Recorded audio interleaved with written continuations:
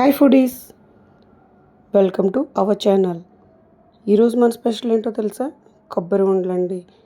కొబ్బరి హార్ట్కి చాలా మంచిది, బెల్లం ఐరన్ అండి. అయితే వీటి కోసం మనం 2 కొబ్బరి చెక్కలు 1 కప్పు బెల్లం తీసుకున్నానండి.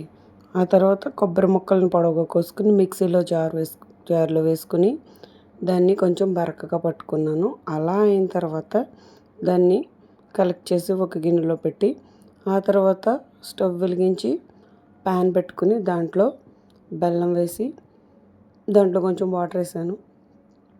బెల్లం కొంచెం వాటర్ వేసిన తర్వాత కరిగిన తర్వాత దగ్గరికి అయ్యాక కొబ్బరి వేసానండి. కొబ్బరి వేసి దగ్గరికి చేసుకున్నాను.